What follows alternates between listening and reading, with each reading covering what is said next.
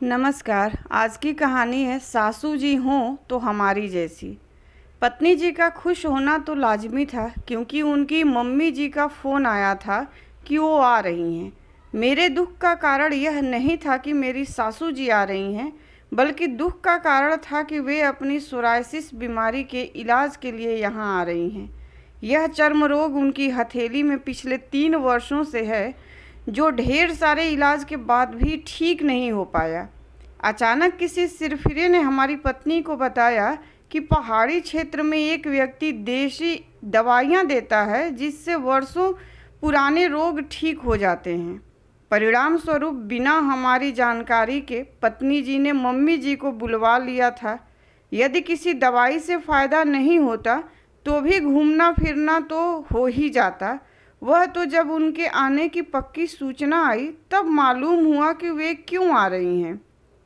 यही हमारे दुख का कारण था कि उन्हें लेकर हमें पहाड़ों में उस देशी दवाई वाले को खोजने के लिए जाना होगा। पहाड़ों पर भटकना होगा, जहां हम कभी नहीं गए वहां जाना होगा। हम ऑफिस का काम करेंगे या उस नालायक पहाड़ी वैद्य को खोजेंगे। उनके आने की अब पक्की सूचना फैल चुकी थी, इसलिए मैं बहुत परेशान था, लेकिन पत्नी से अपनी क्या व्यथा कहता। निश्चित दिन पत्नी जी ने बताया कि सुबह मम्मी जी आ रही हैं, जिसके चलते मुझे जल्दी उठना पड़ा और उन्हें लेने स्टेशन जाना पड़ा। कड़कती सर्दी में बाइक चलाते हुए मैं वहां पहुंचा। सासू जी से मिला। उन्होंने बतीसी दिखाते हुए मुझे आशीर्वाद दिया। हमने उनसे बाइक पर बैठने को कहा तो उन्होंने कड़कती सर्दी में बैठने से मना कर दिया। वे टैक्सी से आईं और पूरे 450 रुपये का भुगतान हमने किया। हम मन ही मन सोच रहे थे कि न जाने कब जाएंगी। घर पहुँचे तो गर्मा गर्म नाश्ता तैयार था। वैसे सर्दी में हम ही नाश्ता तैयार करते थे। पत्नी को ठंड से एलर्जी थी, लेकिन आज एलर्जी न जाने कहाँ जा चुकी थी। थोड़ी देर इधर उधर की बातें करने के बाद उन्होंने अपने चर्म रोग को मेरे सामने रखते हुए हथेलियों को आगे बढ़ाया। हाथों में से मवाद निकल रहा था। हथेलियां फटी फटी थीं। बहुत तकलीफ़ है। जैसे ही इसने बताया मैं तुरंत आ गई। सच में मम्मी, 100% आराम मिल जाएगा, बड़े उत्साह से पत्नी जी ने कहा। दोपहर में हमें एक पर्चे पर एक पहाड़ी वैद्य झुमरू लाल का पता उन्होंने दिया। मैंने उस नाम पते की खोज की। मालूम हुआ कि एक पहाड़ी गांव है जहां पैदल यात्रा करके पहुंचना होगा, क्योंकि सड़क न होने के कारण वहां कोई भी वाहन नहीं जाता। ऑफिस में ऑडिट चल रहा था। मैं अपनी व्यथा क्या कहता। मैंने पत्नी से कहा, आज तो रेस्ट कर लो, कल देखते हैं क्या कर सकते हैं। वह और सासू जी आराम करने कमरे में चली गईं। थोड़ी ही देर में अचानक जोर से कुछ टूटने की आवाज़ आई। हम तो घबरा गए। देखा तो एक गेंद हमारी खिड़की तोड़कर टीवी के पास गोल गोल चक्कर लगा रही थी। घर की घंटी बजी। मोहल्ले के 2-3 बच्चे आ गए। अंकल जी, गेंद दे दीजिए। अब उन पर क्या गुस्सा करते। गेंद तो दे दी, लेकिन पर्दे के पीछे से आग्नेय नेत्रों से सासू जी को देखकर हम समझ गए थे कि वे बहुत नाराज हो गई हैं। खैर, पानी में रहकर मगर से क्या बैर करते। अगले दिन हमने पत्नी जी को चपरासी के साथ सासू जी को लेकर पहाड़ी वैद्य झुमरू लाल के पास भेज दिया। देर रात वे थकी हुई लौटी, लेकिन खुश थीं कि आखिर वह वैद्य मिल गया था। ढेर सारी जड़ी बूटी छाल से लदी हुई वे लौटी थीं। इतनी थकी हुई थीं कि कोई भी यात्रा वृतांत उन्होंने मुझे नहीं बताया और गहरी नींद में सो गई।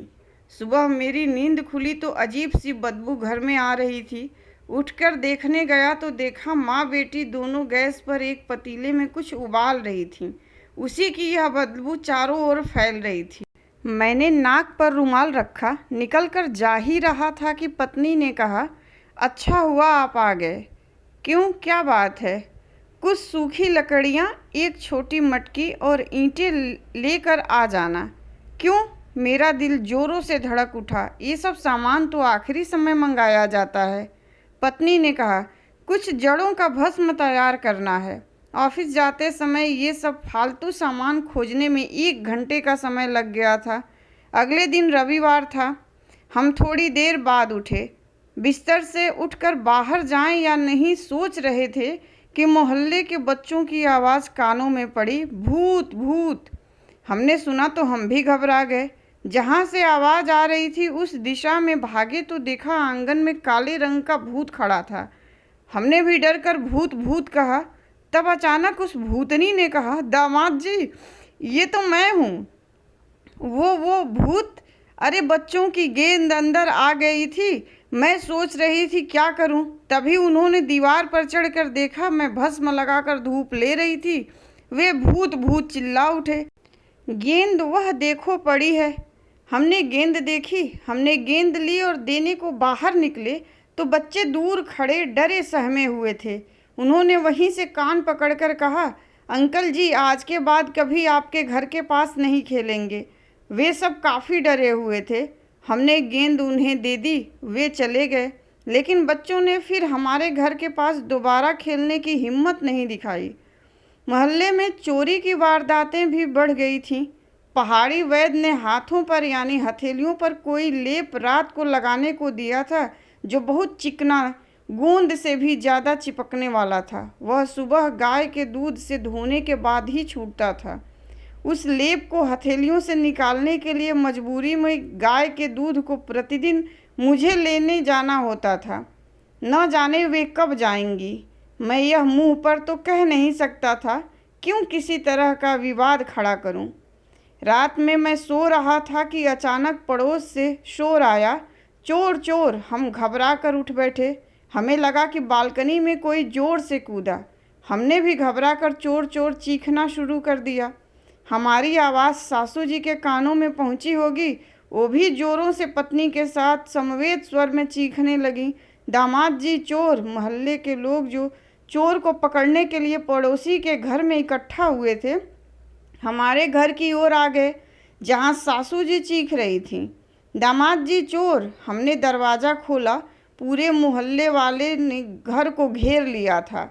हमने उन्हें बताया हम जो चीखे थे उसके चलते सासू जी भी चीख चीख कर दामाद जी चोर का शोर बुलंद कर रही हैं। हम अभी समझा ही रहे थे कि पत्नी जी दौड़ती गिरती पड़ती आ गईं।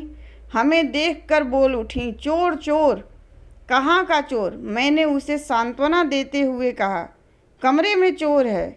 क्या बात कर रही हो? हाँ सच कह रही हूँ। अंदर क्या कर रहा है? मम्मी ने पकड़ रखा है, उसने डरते सहमते कहा। हम 2-3 मोहल्ले वालों ने के साथ कमरे में दाखिल हुए। वहाँ का जो नज़ारा देखा तो हम भौचक्के रह गए।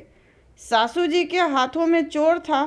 उस चोर को उसका साथी सासू जी से छुड़वा रहा था। सासू जी उसे छोड़ नहीं रही थी और बेहोश हो गई थी।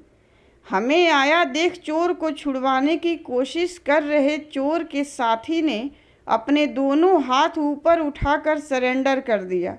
वह जोरों से रोने लगा और कहने लगा, सर जी, मेरे साथी को अम्मा जी के पंजों से बचा लें। हमने ध्यान से देखा, सासू जी के हाथ, दोनों हाथ चोर की छाती से चिपके हुए थे। पहाड़ी वैद्य की दवाइयाँ हथेलियों में लगी थीं। वे शायद चोर को धक्का मार रही थीं कि दोनों हथेलियाँ चोर की छाती से चिपक गई थीं। हथेलियाँ ऐसी चिपकी कि चोर क्या, चोर के बाप से भी वे नहीं छूट रही थीं। सासू जी थक कर डर कर बेहोश हो गई थीं। वे अनारकली की तरह फिल्म मुगले आजम के सलीम के गले में लटकी हुई सी लग रही थी। वह बेचारा बेबस होकर जोर जोर से रो रहा था। अगले दिन अखबारों में उनके करिश्मे का वर्णन फोटो सहित आया।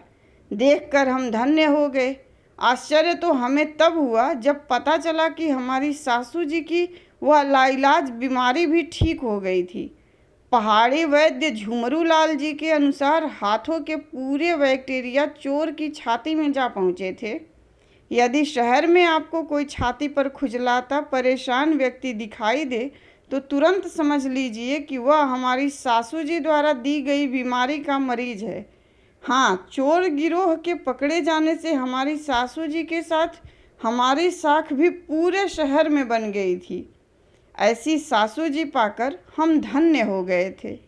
धन्यवाद। कहानी पसंद आई हो तो लाइक कीजिए, शेयर कीजिए और मेरे चैनल को ज़रूर सब्सक्राइब कीजिए।